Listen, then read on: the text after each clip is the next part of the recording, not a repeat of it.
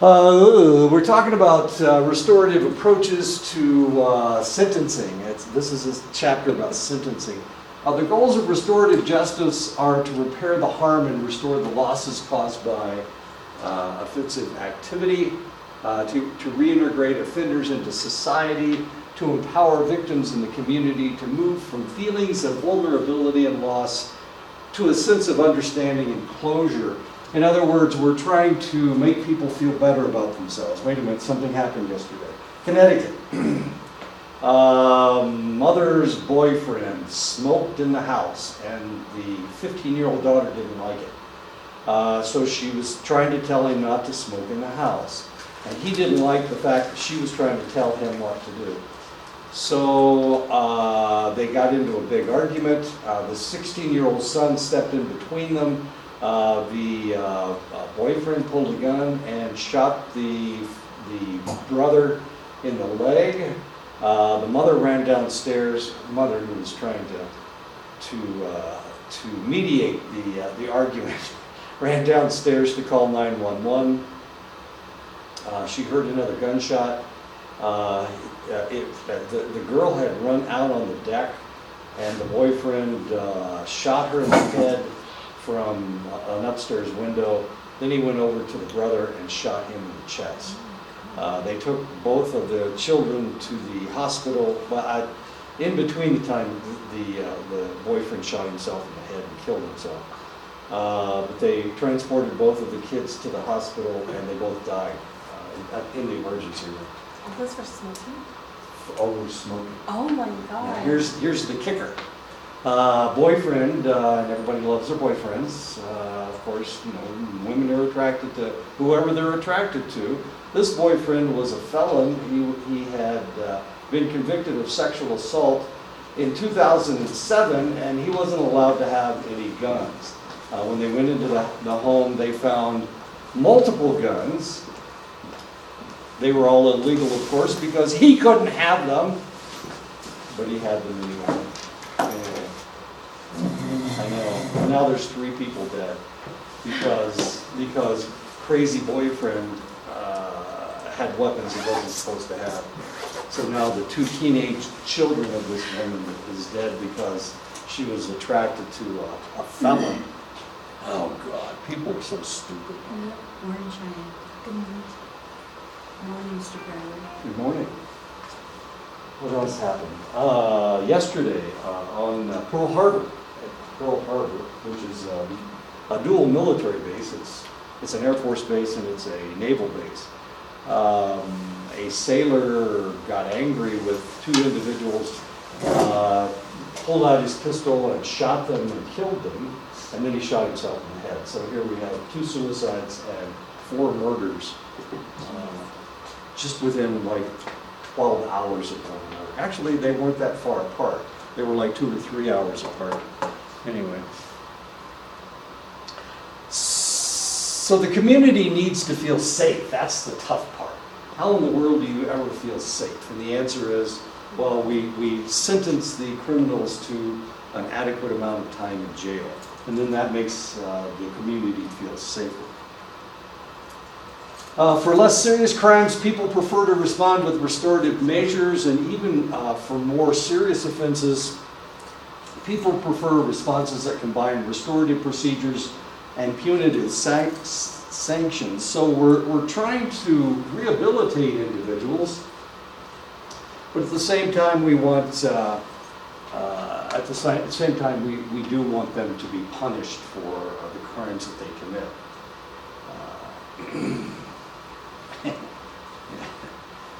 Get some interesting pictures. Sentencing is a judicial function, of course. Many legislators believe that judges should have little to no discretion, and of course we're arguing about this right now. We are constantly arguing about this. How much discretion should a judge have? There's a case before the Supreme Court right now. Of course, they're looking at impeaching the President of the United States. The question is, how much power does Congress have? Do they have the power to remove the President? Do they have the power of impeachment? That's the question. And of course, he is not cooperating. He's not allowing anybody in his administration to testify. He's not allowing any information, any subpoenaed information to go to the Congress. So the question is, will they be able to retaliate in any way, shape, or form? Of course, they can subpoena information, but he is blocking their subpoenas. So the question is, who is more powerful, Congress or the President of the United States? And if this thing plays out the way it looks like it probably will play out. He will not be removed from office, and it will work. He will be able to block Congress from getting the information that they need. They do have a lot of information. It's highly circumstantial. But we'll see if it's enough to convict him. The problem, of course, is that the House of Representatives is Democratic. The Democrats control the House of Representatives, and that's where impeachment comes from. But the trial has to take place in the Senate, and the Republicans have a majority in the Senate. They have a 4-person majority in the Senate. But that's not the biggest problem. The biggest problem is that they need 2/3 of the Senate to vote for impeachment, which means 67 have to vote for impeachment.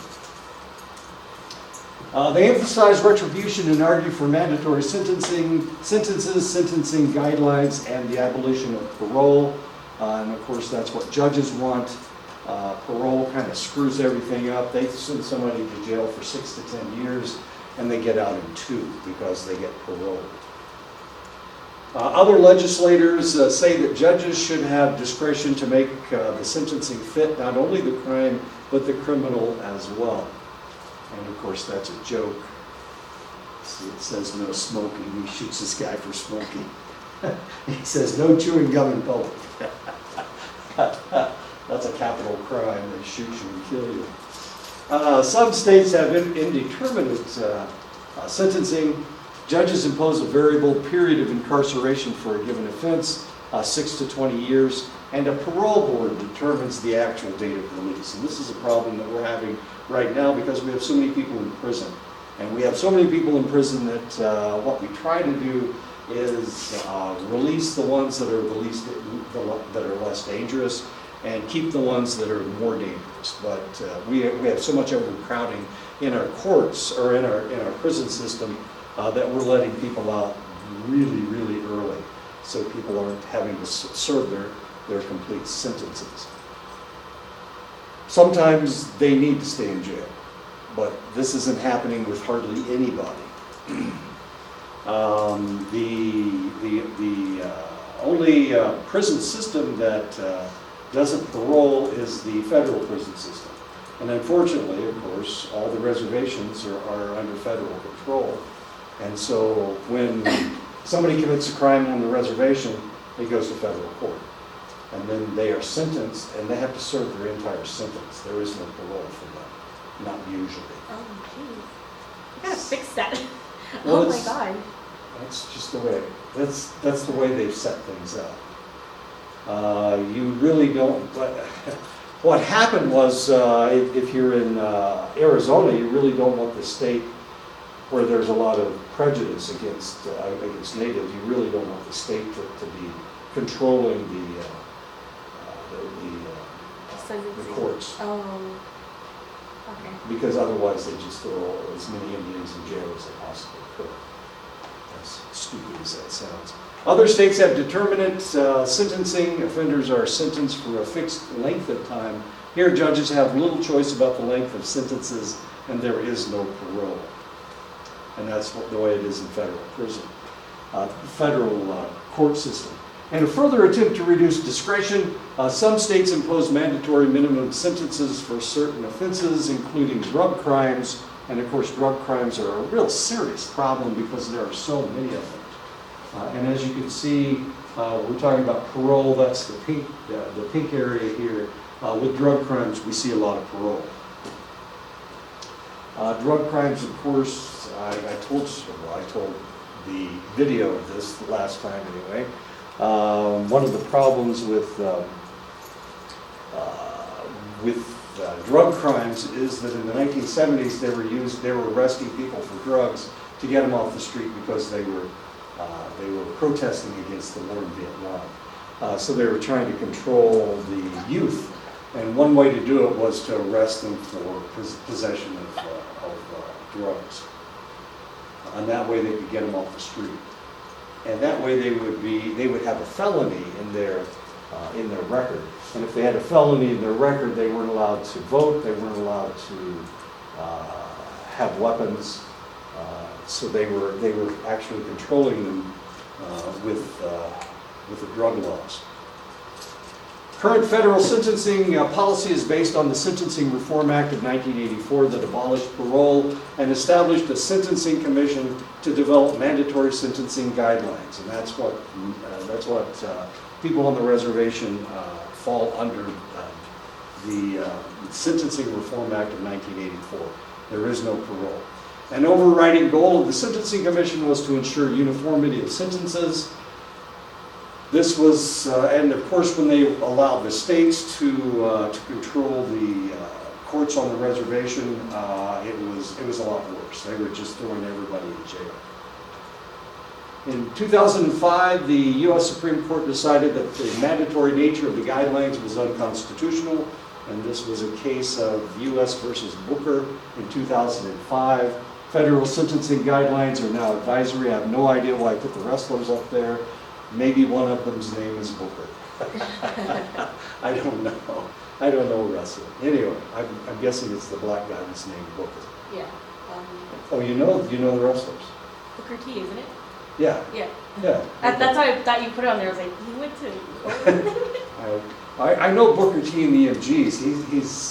That individual's also African American, but I didn't remember the wrestler named Booker. And probably when I put this together 2 years ago.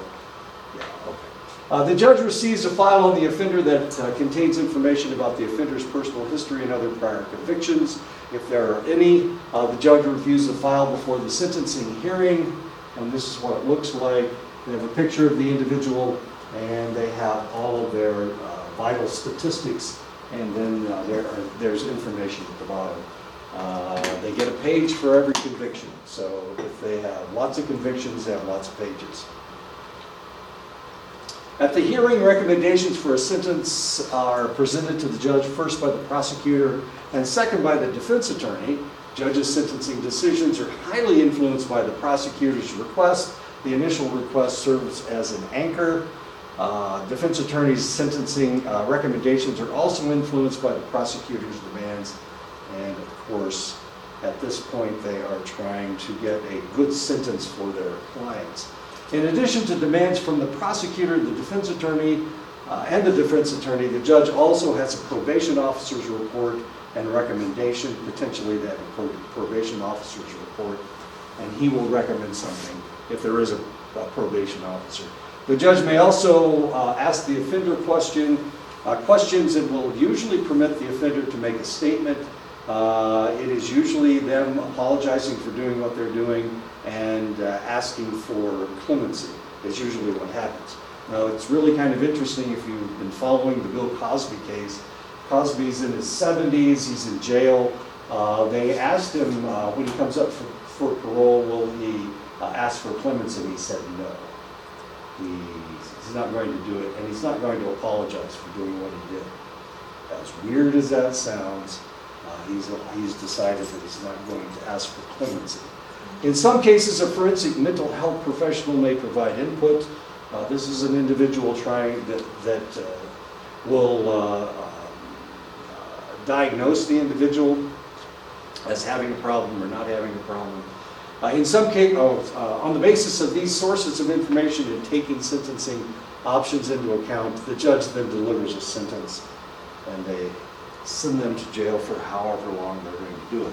Thus far, we have described a system of front-end sentencing by judges that mark the beginning of an offender's punishment. Back-end sentencing occurs when the parolees are arrested for new crimes or violate the conditions of their parole and are returned to prison by state parole boards. And of course, that's potentially what should have happened with the boyfriend yesterday. He was a felon, There's no reason why they should have allowed him in a house with two teenagers. A 15-year-old girl, there's no reason why this convicted sex offender should have been allowed to live in that house. But of course, it was the mother's boyfriend, so who can argue with that? You know, love is stronger than the law. Everybody knows that. He was not allowed to have a weapon, and here he had a whole arsenal of guns. And unfortunately, he chose a weapon to attack the young lady with that was lethal. And of course, he shot himself, but he also shot and killed both of the teenage children. And it should never have happened. He should never have been able to get weapons. There should have been a background check that would have excluded him from purchasing a weapon. Is that how easy it is to get a gun, even if you have a record now? Just walk in and just say, "Hey, can I have it?" Sure. Yeah. The problem is that all the states have their own laws. Yeah. And that's one of the reasons why the gun lobby is trying to, the anti-gun lobby is trying to get mandatory background checks. Mm-hmm. That follow the same guidelines. In select states, the background check is minimal. I know, it's stupid. It doesn't make any sense. But all states have different laws. This state has you don't need a concealed carry license. You also don't need, you can carry a weapon out in public. You don't have to conceal your weapon. In other states, well, my home state, well, it's the way it used to be anyway. In Indiana, if you had, you couldn't carry a gun that was loaded in your car. So if you had a loaded weapon, then that's a felony. That's the way it used to be. But now they've made the laws a lot more conservative. What was it, last week that the guy in the back seat had an AR-15 and he shot the driver in the back? It was a young lady, she was 19 years old. You missed that. I don't know. That's why I look on like Yahoo and to see what's on there. There's nothing on there. There's no shootings, nothing. They're not talking about the two teenagers in Connecticut? Mm-hmm. Go on CNN, they had a big deal about the shooting. You know, this is last week in Indiana. A young lady was driving her friends, and evidently the guy in the back seat had an AR-15, and it discharged. They're charging him with involuntary manslaughter. The reason that they found out was because he killed her, and the car wrecked. And then the police came, of course, and they found the AR-15. They found the bullet hole in the back. So Indiana obviously has different laws now. In the old days, if you had a gun, you could carry a gun in your car, but you had to have the ammunition in one place and the gun in another place. In other words, if you had the gun in the glove compartment, you had to have the ammunition in the trunk. And that really pissed people off. So all the gun rights people were just screaming. They hated driving through Indiana because if they got stopped and they found the weapon and it was loaded, it's a felony. So they would be actually arrested and thrown in jail. But you need a loaded gun for 24/7. What do you need it for? Like, oh, I can't have a loaded gun in my car or anywhere. It was right around Christmas last year. They had a bunch of road rage situations in New Mexico, in Albuquerque. And so people were driving down the road shooting each other. Oh my God. There was one case where it was right in the middle of downtown, and this guy just drove past in a small blue car, and he shot this driver in the face. And of course the driver crashed, but it wasn't 2 days later that they were driving out of Albuquerque, up 40, going up in the mountains, and he got angry with somebody, and he pulled up beside him, and he pumped him full of bullets, shot him twice, shot the car 5 times, but he shot the guy twice. None of them were lethal, so he didn't kill anybody. In Levi's seat. That's okay, that's okay. He's probably doing it. Oh. Levi, where is he? I don't know. I didn't see him yesterday either. Anyway, so all this stuff takes place. Did you find the No, it's not on here. on CNN? Yeah. Talking about Pelosi, Democrats have urgent new impeachment. Okay. Argument. Yeah, it's over here. See, that was. A woman in India was set on fire on her way to her own week. Well, of course she was. Who wouldn't set her up? Oh. No, it's only a Tennessee woman. Huh. Now, see, I just saw this earlier. It's a cover-up. Type in there, teenagers shot like rape. That ought to be, maybe that'll get it to you. To what extent do judges during sentencing consider factors relevant to the decision, for example, seriousness of the crime, versus seemingly irrelevant factors like race, ethnicity, and gender? Sentences do correlate strongly with crime severity. So if it's a murder trial, then they're going to go to jail for a long time. We have the case in Tennessee where the guy's trying to decide how he wants to die, and he has chosen the electric chair. He's a murderer, and now he gets to go to the electric chair. How else could he have died? Well, he could have hanged, they could have had a firing squad, lethal injection is another way. Lethal injection sometimes doesn't work. The company that makes the drugs for the lethal injection is now refusing to supply those drugs to prisons so that they can execute people. As weird as that sounds. Wasn't that the whole point? Isn't that, I mean, if the person is sentenced to death, and the people that kill him, why didn't he kill him? I don't understand. Can't explain it. It doesn't make any sense to me either. That they can't say it's morally Yeah. proper because they're killing someone else either. So we're killing killers. And since it's illegal to kill people, the state is committing a crime.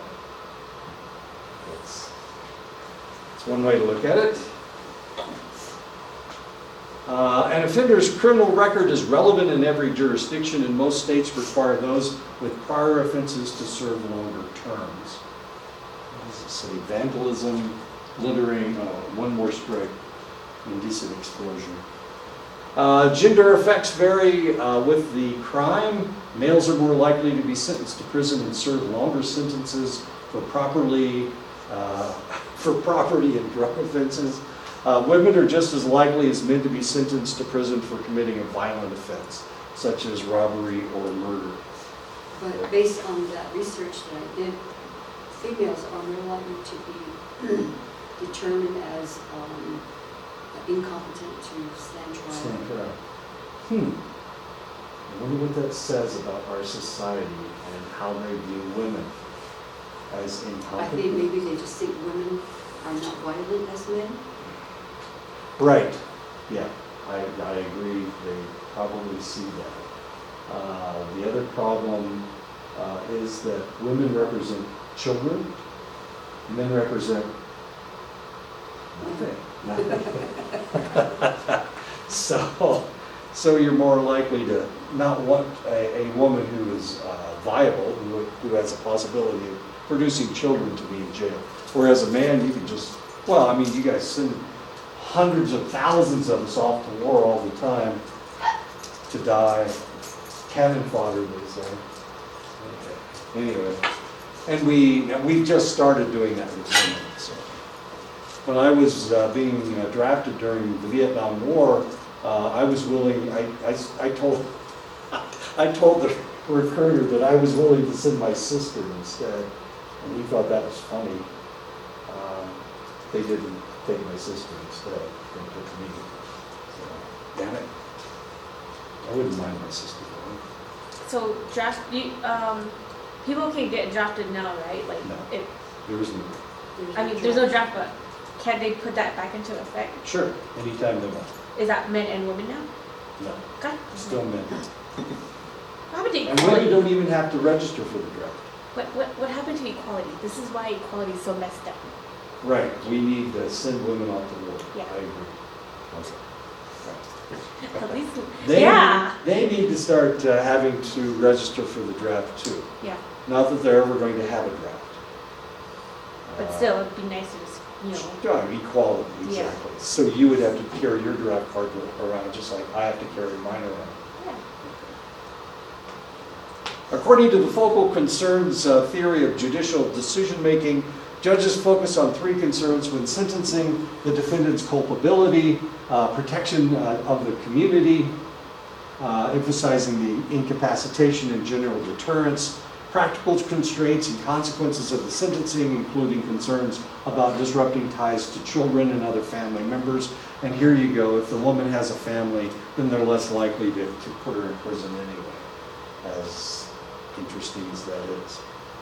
Crime victims' gender also has an impact on sentencing decisions. For example, among Texas offenders convicted of 3 violent crimes in 1991, offenders who victimized females received substantially longer sentences than those who victimized males. So society is trying to protect the reproduction, is what they're trying to protect. So if a man does something against a woman who theoretically is weaker than he is, then he will be thrown in jail for a longer period of time. But if it's the other way around, she doesn't probably go to jail. She will, potentially she will either get a really small sentence or not be thrown in jail at all, be put on probation. Yes, I agree, we need equality. You are right, we need equality. We need to start throwing you guys in jail just like they would throw me in jail. Yeah. Right.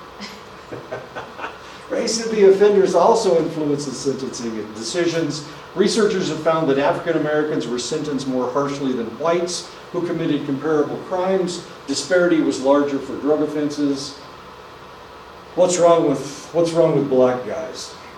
I keep asking this question and nobody has an answer for me. Why are black males so scared? And who are they scared? Because they're stereotyped as people that commit, crime.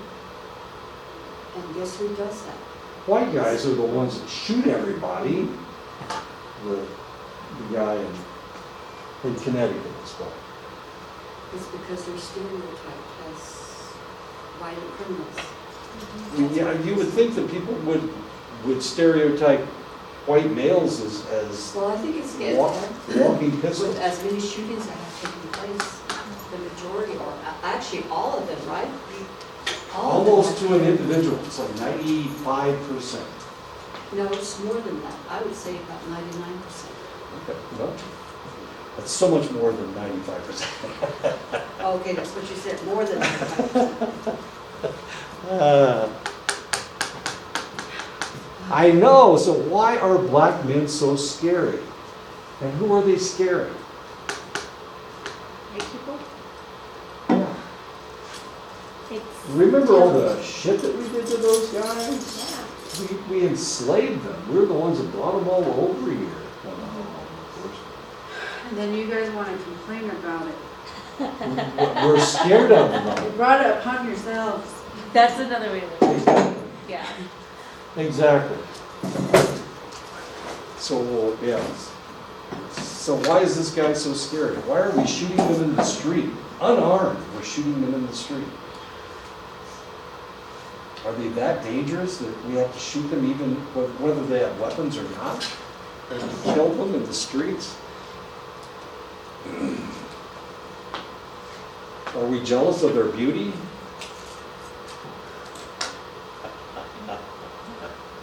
We just haven't moved on from 1960s or I segregation. would say 1860. 1860s. 1861. We haven't moved on from there. There was a fear of rape. Black males are considered dangerous, sexually dangerous individuals. As weird as that sounds. They're considered by whom? Society? White Society. people? White people, Yeah, always I've- white people. I've actually talked to individuals on the reservation who were afraid of black men, Really? Who was that, male or female? females. Really? Yeah. Yeah. How come we have more male in-laws What's that that? are colored? More what? We have a lot of in-laws that are male, not the other way around. Oh, you mean African Americans? Yes. I don't know. I don't know. What did you do the survey? I don't know. I don't know why women are attracted to sexual offenders. And they bring them into their houses. It just doesn't make any sense to me. I don't understand who people are attracted to. People are just weird. Let's just leave that. Why women bring sexual offenders? Now, what are we talking about now? Oh no, that's the case in Connecticut where the lady's boyfriend shot her 2 teenage children, shot and killed her 2 teenage children, and then shot himself. He was a sex offender. He'd molested someone in 2007, and this woman brought him into the house. He'd been there for 2 weeks. Yeah, for the holidays. Yeah, isn't that sweet? That's true love, isn't it? Anyway, with his arsenal, he brought his arsenal into the house. This should be a good idea. I don't see anything wrong going on. There you go. I don't know. I don't understand attraction. Actually, I do. Another factor that influences judicial sentencing patterns is the way a conviction came about, whether by guilty plea or by trial. Defendants who plead guilty are often given a reduced sentence because they pled guilty. The judge's background and personal characteristics may also influence their decisions. Not all juveniles come into the system via arrests. Some are referred by school officials, social service agencies, or their parents. They get into the criminal justice system turned in by their parents.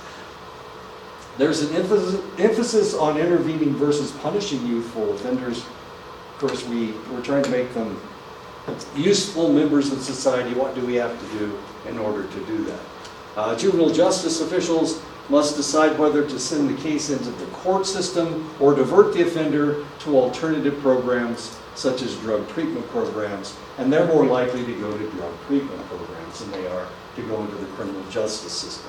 The problem is if they go to jail, then they're more likely to come out not rehabilitated, worse than when they went in. They used to have a reformatory system. I'm not exactly sure what you guys have in Arizona. Do you have boot camps here? You send kids to boot camp? I know New Mexico has boot camps. On the reservation? No, the state. Do they have, instead of a reformatory, what do you do with your juvenile offenders? They go to detention centers. It's a juvenile detention center? Yeah. They have one in Chile. That's like, In Chinle? yeah, Really? that old jail. That's a Juvenile detention Yeah. center? Then they built a new jail for adults on the other side. Huh, I'll be darned. Okay. So they have a whole jail now for For kids? yeah. It's like that's great, guys. That's Perfect. That's how we can control society. maybe put more money into something else that will actually help them, not just make a jail for You mean them. give them something else to do other than commit a crime? Like, yeah. I know that What an idea! in Utah they have this place called truancy. It's like, depending on your crime, it's kind of like a home where if your parents are like, you know what, I can't handle them right now, they stay there. And it's like a jail but in a house. They do simple things like learning how to wash dishes, taking out the trash, those kinds of responsibilities. Sounds like boot camp. But if it's like a more serious crime, then they do go to a juvenile detention. But within that juvenile detention, they have to go to school. There's programs that they have to do. But I doubt the one in Chinle is anything like that. No dishwashing. Yeah. I imagine they Basic wash skills. the dishes anyway. Somebody's got to do it. somebody's got to do it, right? When, what? Wash the dishes. People use paper plates. This is how That is lazy so we bad are. for the environment though. My goodness. See, like, they just can't go to Family Dollar and say, oh, I like these plates, which I can keep using and using and using over and over again. No, I'm gonna buy paper plates from Bash's for some reason, because this is how lazy some people are. They'd rather buy paper plates, paper cups, and paper bowls, just so they could throw it away. So there's no dishes. I don't have running water. We still use actual plates. And you have no water. Some people have water, man. Well, how many parents don't want their children to wash dishes anyway, or to All do? parents want their kids to wash dishes. No, they don't. Mine did. Well, that's good. I like that. I like that. My But dad, why in the world do they have to teach these kids how to wash dishes? because it's a basic thing that you should already know how to do. But they don't. But they don't, because their parents are too lazy to teach them it. Or their parents don't force them to do any. Which is the problem. Which may be the problem to begin with, but I guess we figured out the problem. It is so weird when I think about the way that like my upbringing was.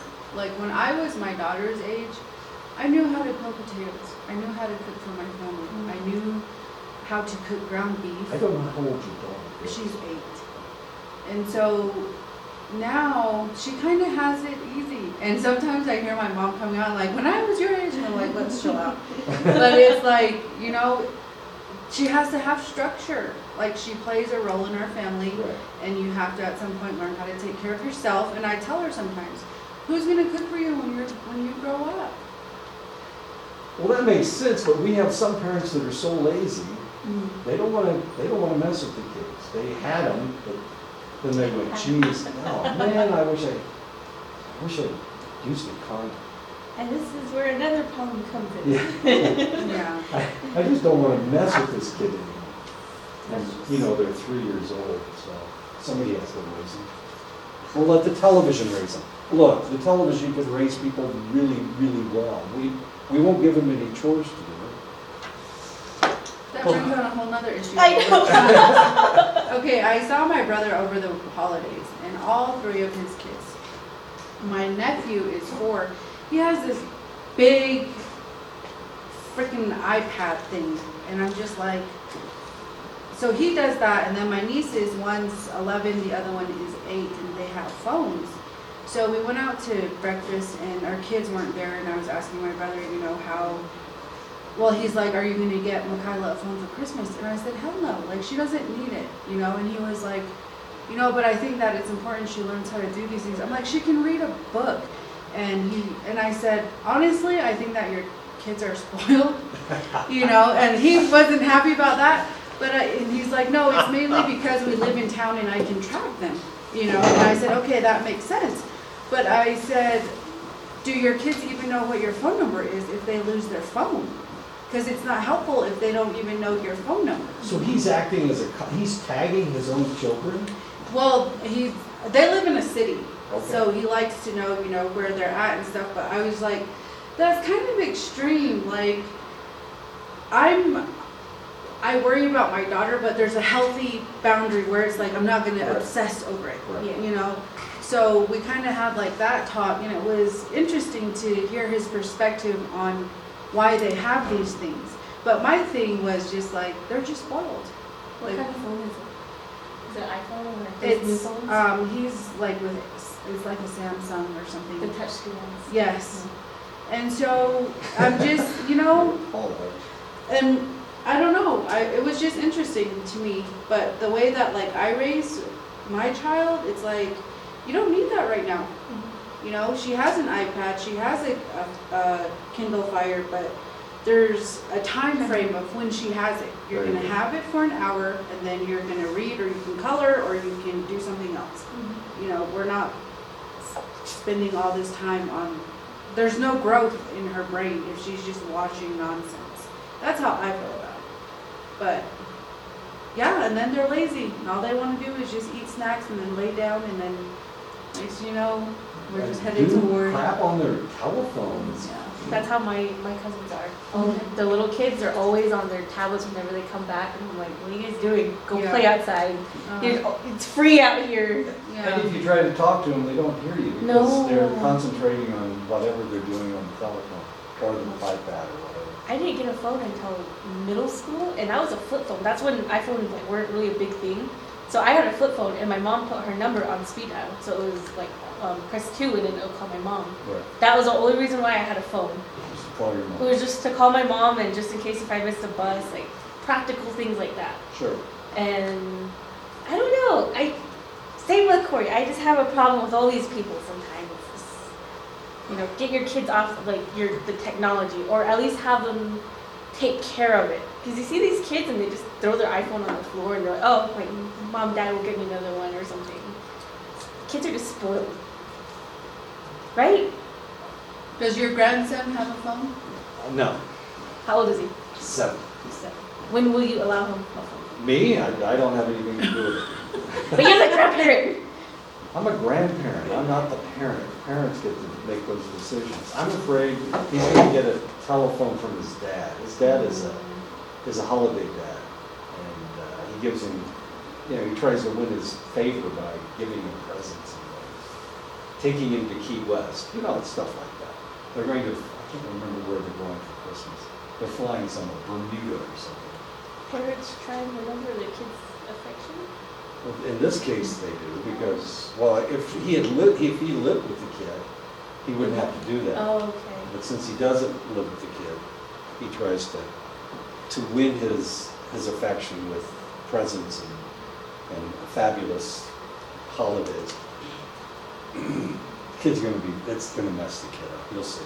Yeah.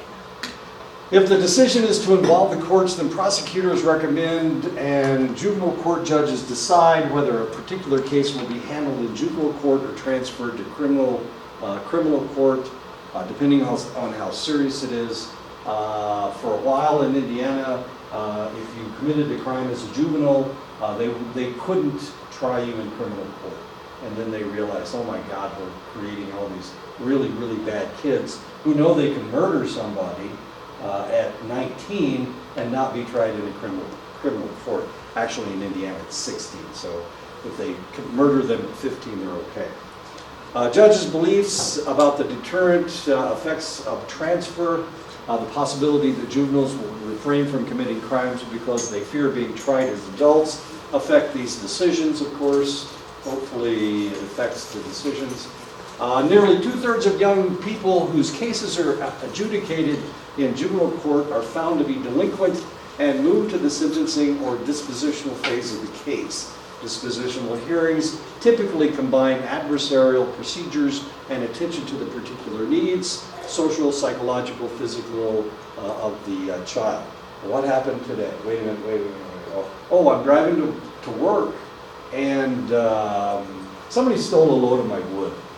I know, I've got 15 loads of wood. I got enough wood for 3 households. I know I do. There's a reason why I have that wood. Doesn't have, it's because I'm a sack. That's why I have all that wood. Okay, so somebody stole a load of my wood, and it was a guy in a dark blue pickup truck. So I'm driving to work, and guess who passes me off the road? A guy in a dark blue pickup truck. And I've seen this guy before. He just kind of cruises around.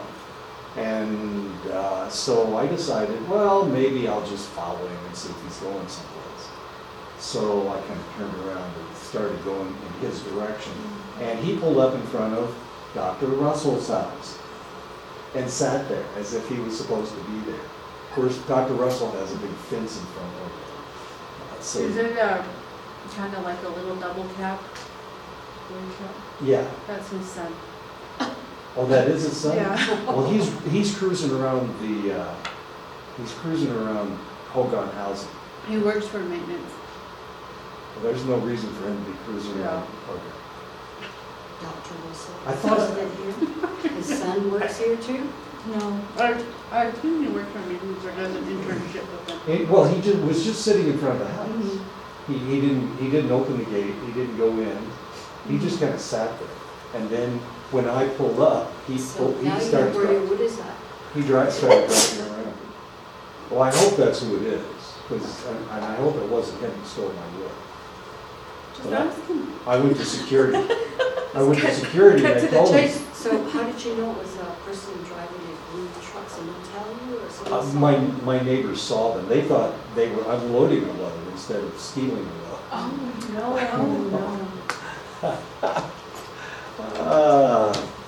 So I hope it wasn't him. But he's still driving around Hogan Housing, parking way up in the, up the top over by Margaret's house, And Margaret just staring Mine. out. just sitting there. That's not, And sus- then he's driving around some more. Maybe it's that's not. not suspicious. Yeah, I that's guess. not Maybe that's suspicious not at all. him then.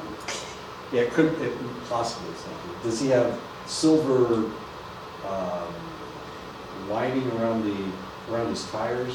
So it's a dark blue truck. It's got this silver stuff around the tires and the bottom of the door.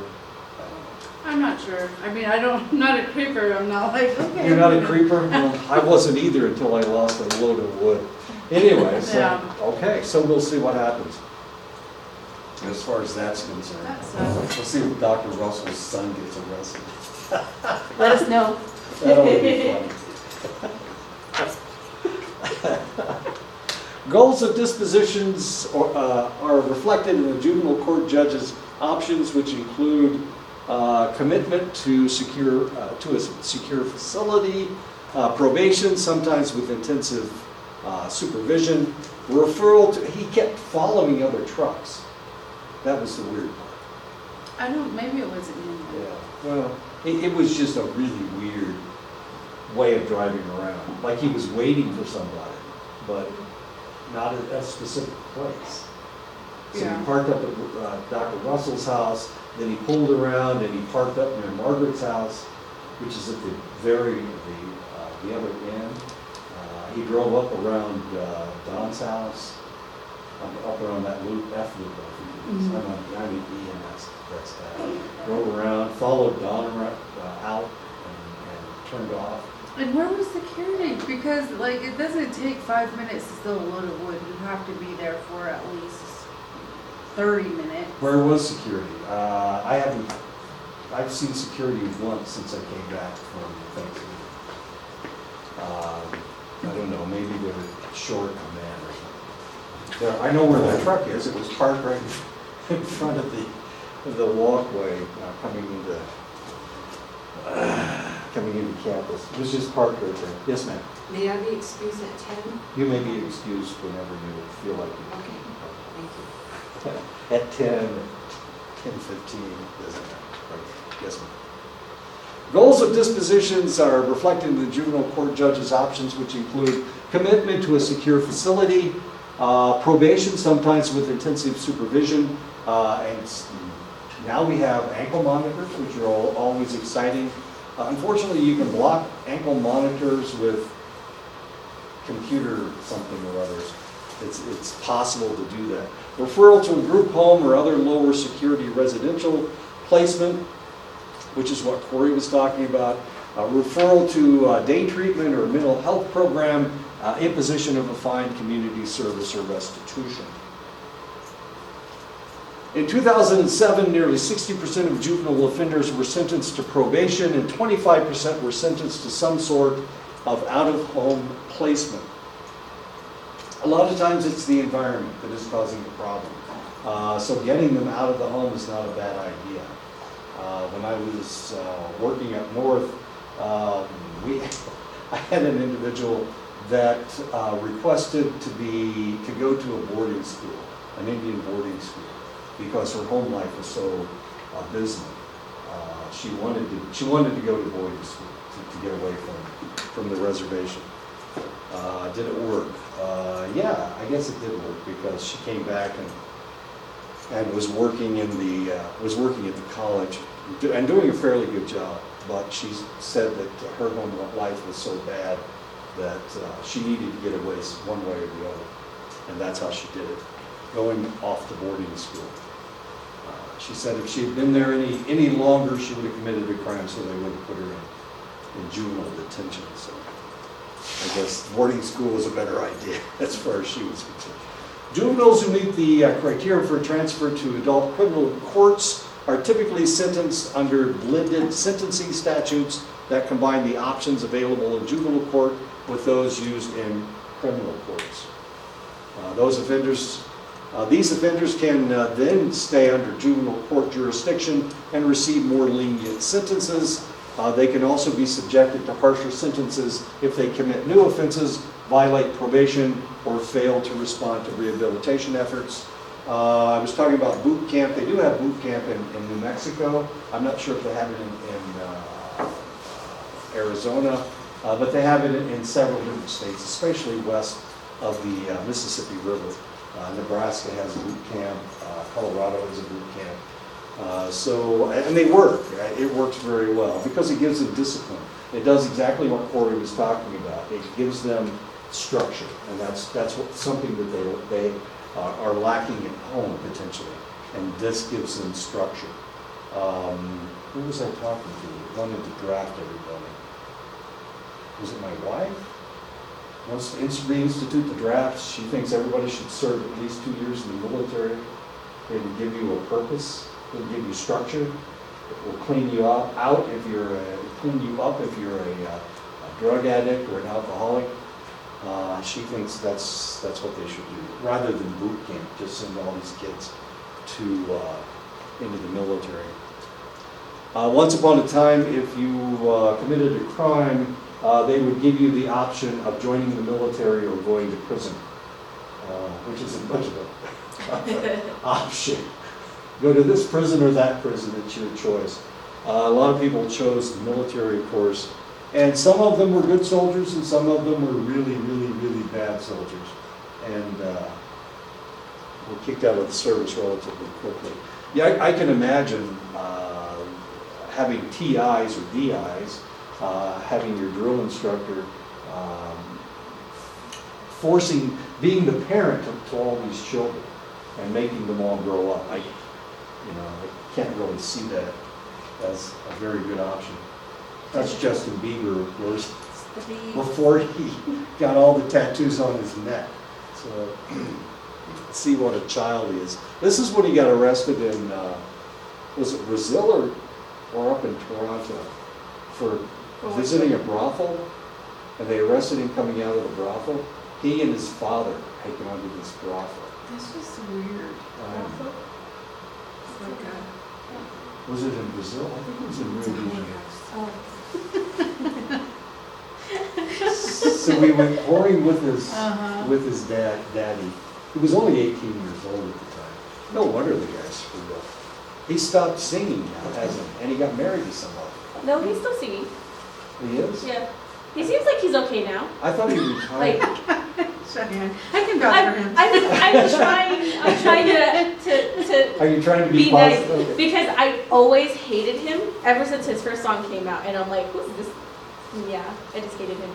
And now you hate him still? I still hate him. But like, at least I thought he was doing good, but then here apparently he's not. I'm like, oh, okay. That's what I get for trying to change my perspective on somebody. I think that he's not doing that. Do we have a class next week? Do we No. This is The our final in here is online, and it's been available all semester actually. So The third test, right? third test, yeah. No, it hasn't because I had to type it in there. You recently put it in there. Yeah, I just put it in. also Yeah, as a test? yeah, but it's available The too. third one. Yeah, the third, number 3. Recent findings raise questions about the effectiveness of blended sentencing because roughly 50% of the serious delinquents released early without continuing their sentence in adult prison were rearrested for felony offenses. Not a good, not recidivism, that's referred to as recidivism. Not especially Justin Bieber, who had a drug problem for a while. Maybe he still does, I don't know. I worry about this stuff. Wasn't he dating Selena Gomez? He was.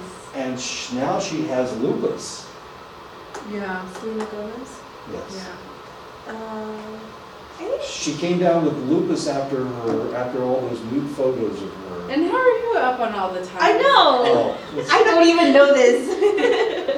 it's all on CNN. Oh my God. It just pops up from time to time. And I'm so worried about the impeachment that I look and see it in all the time. I just find it fun when all these guys mess up.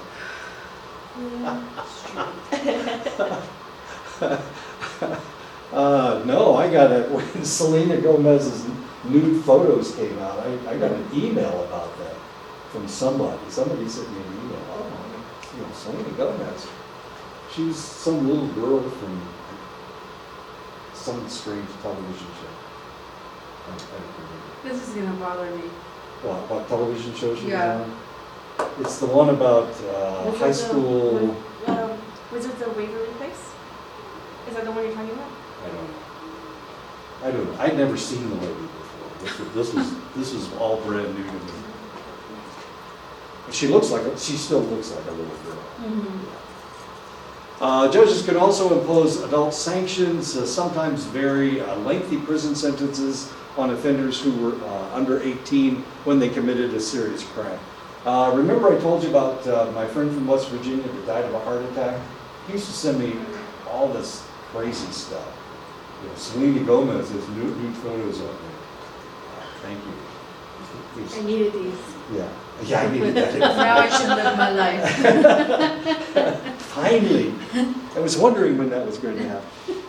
She just turned 18 and now she can release her nude photo. Life sentences are often a mandatory consequence of being tried as adults and convicted of murder, attempted murder, felony murder, participating in a crime that involved a murder, and this of course happens to children. And at those times, very frequently, if it has something to do with a capital crime, then they will be tried as an adult, depending on what state they're in. Some argue that applying life without parole sentences to juveniles constitutes cruel and unusual punishment. Others say that such statutes are comforting to victims and make sense in their adult crime, adult time approach. What else did I read yesterday? Trayvon Martin. Remember Trayvon Martin? The guy that shot and killed him is suing his family for $100 million. Is suing Trayvon Martin's family. Why?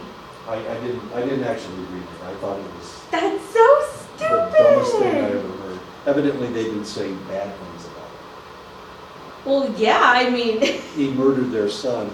You're not allowed to say bad things about people. he only had, what was it, M&Ms in his pocket, and that's what he was gonna pull out, and he shot him, right? Was it M&Ms or They Skittles? They were wrestling. No, he had, it was Skittles. He had Skittles in his pocket because he was coming back from the store. He had just bought the Skittles. Yeah, and then they're walking down, and the police officer thought they looked suspicious. He wasn't a police officer. He wasn't? No, he was off duty, huh? He Yeah. wasn't even off duty. He wasn't a police officer. No, he was. No, he was a vigilante. He was. Really? Yeah. Then why is he complaining? He should have stepped in. Citizens arrest. That kind of a situation, and he had a gun. That was the weird part. And Trayvon Martin was cutting through his neighborhood from the store. Oh, yeah. Yeah, that's what. Oh my God. And they wrestled, and Trayvon was a big kid, and so he was afraid that he was going to get beat up, so he shot and killed him. Then he shouldn't have stepped out of his ride, or he shouldn't have confronted him. He's like, oh, this guy's a little too big. Oh, you're so right. No, he was a black man with a hoodie on. He was like, what, 13? No, I think he was older than that. Pretty sure. He was a big kid, though. He was big. Others say that such statutes are comforting to the victims, and that's what we were just talking about. Public sentiment is generally not supportive of the life sentences for juveniles, except in cases of murder. Many believe that sex offenders are especially likely to reoffend and therefore require different kinds of punishment. We have a problem in the United States, and this problem has been going on for a long, long time. Men have been running things, and these men have allowed looser statutes when it comes to dealing with sex. So if somebody gets arrested for trafficking or whatever, And that's what happened with Epstein down in Florida. You know, Epstein was trafficking all these underage girls, and they virtually let him go down in Florida. Not only that, but while they were trying him, they primarily put him on house arrest, or actually it was jail arrest, but then they changed the jail so that he could do whatever the hell he wanted to do. As stupid as this sounds. So this has been going on for a really long time.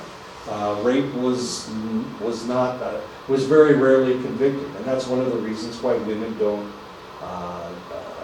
not admit that they've been raped, because the probability of their rapist being punished is fairly remote. Because he will say it was consensual sex, and she will say, no, I tried to fight him off. And he will say, no, that's not what happened. And of course, there's no other witnesses. And since there are no witnesses now, it's a he said, she said situation. And for that reason, of course, all of these crimes, all these sex crimes have been marginalized, unfortunately. But things are changing. The Me Too movement is changing things.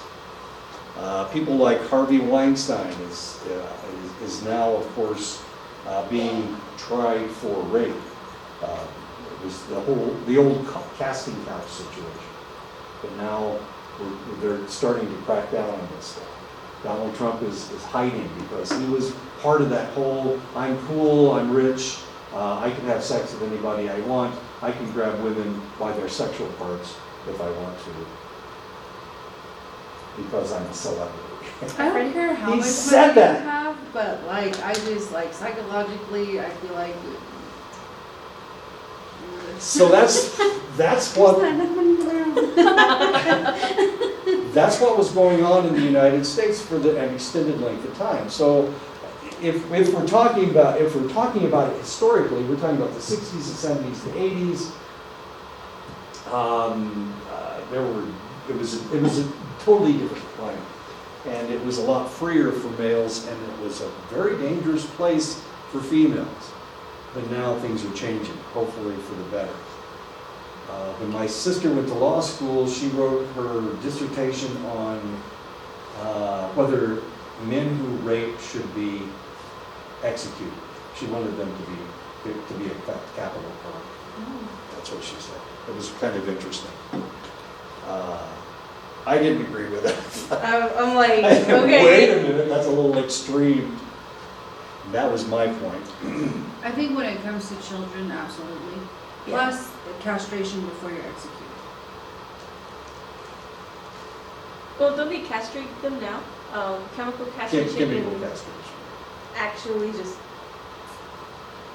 They don't cut the testicles. I thought they did now. Really?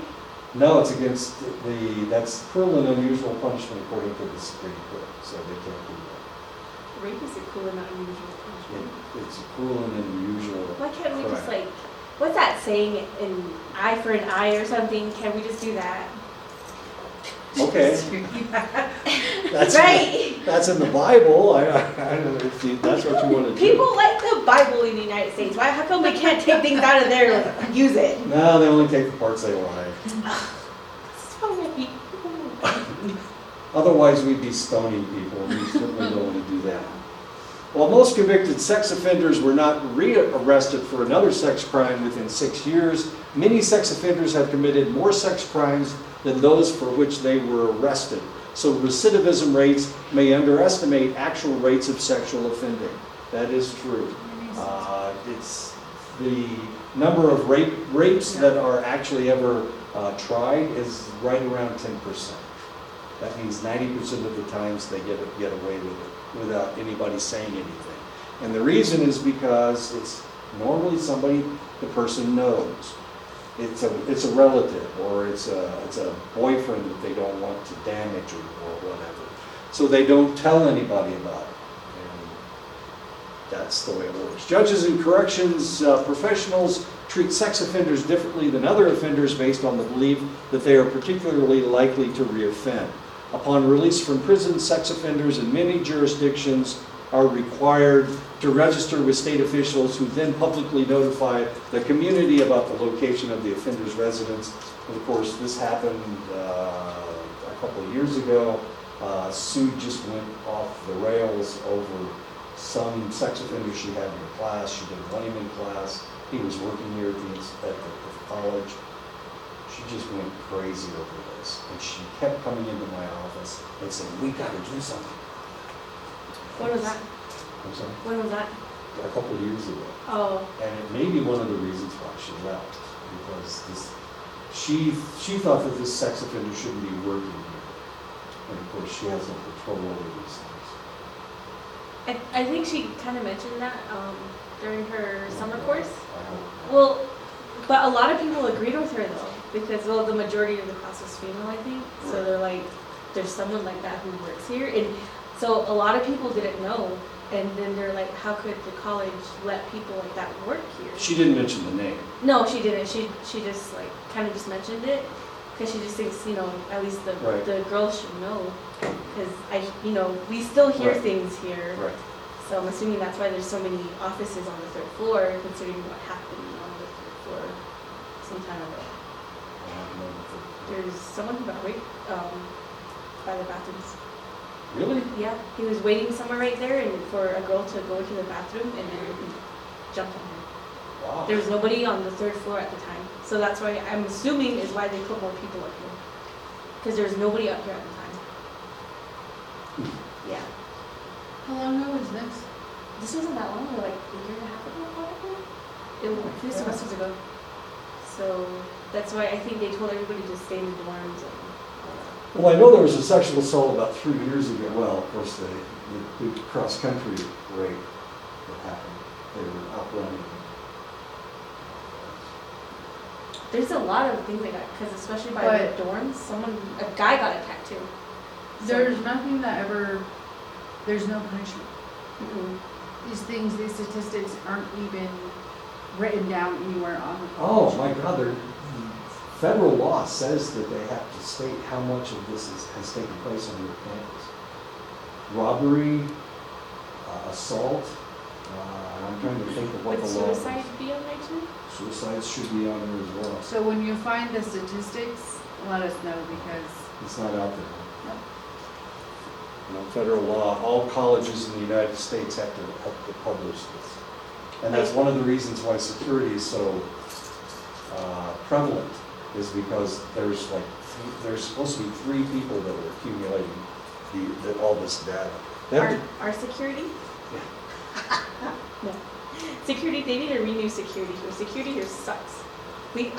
I caught one of them smoking illegal. That must be marijuana. Yeah, he got, me and my friends just wanted to go on a walk before curfew. We walked around There's a the curfew? south, yeah, at 11. So it was like 10:30. why are you walking And- out there at night? What Well, are you it doing was out me there? and like some of my friends out there, and we're like, let's go for a Uh-huh. walk, and we just so happened to come across him, and he was like in a corner, and you could smell it. It smells like California, and you could tell he Or stiffed Colorado. up, or Colorado. He stiffed up, and then he just stood there, and we just walked past him, and then me and my boyfriend were like, oh, like we should maybe ask him for some money, like.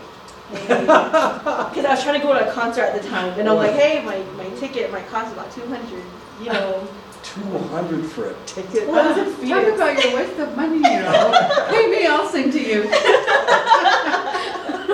Wow. I'll put on the show. So that's what I mean. Security here kind of sucks.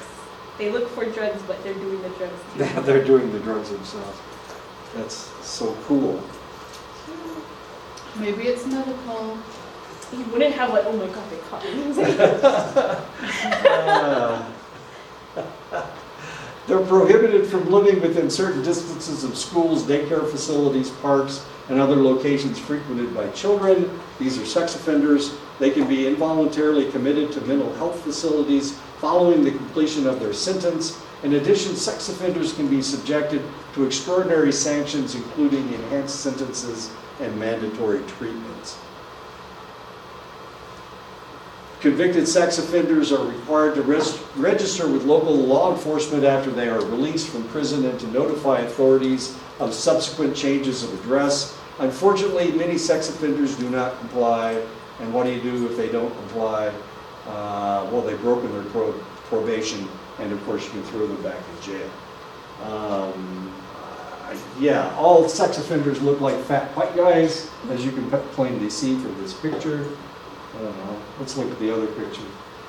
There you go. Oh, there's some African Americans in this group. They're not so fat in this picture. In the other one, they are fairly paunchy. Now I've lost my place. It stopped working. Okay. Good. I'm almost done. Okay. That's the wrong way. Registration laws may also be ineffective. It tends to reduce the number of forcible rapes reported. There you go. Jeez. Residency restrictions have been enacted by most states and hundreds of communities. In other words, they can't live close to a school. They establish a buffer zone around schools, parks, and even bus stops in which sex offenders may not live. And of course, there's a school right behind my house. So the individual that was a sex offender that was going to this school and working at this school, that breaks all kinds of federal laws. There's a lot of sex offenders at purple permits. The school's right there. Yeah. Gee, that's great. The premise is that... But meanwhile, they won't rape. They won't rape to me. So, because of my criminal history, but I wasn't no sex offender, so. But they let sex offenders live in their apartments Yeah. near a college and near an elementary school. Right. Logical. I don't understand the logic. The premise is that sex offenders are opportunistic and they seek victims in public places. But an estimated 79 to 93% of sex offenses are committed by a person known to the victim, raising questions about the effectiveness of these laws. I got it. Again. Oh no, we're engaged. I witnessed it, Your Honor. Great. Don't tell my wife, okay? It's on video. It's past news. He's bringing home another wife. Oh my God. Not another one. Okay, why don't we stop right here? I've had a great semester. I have had a lot of fun.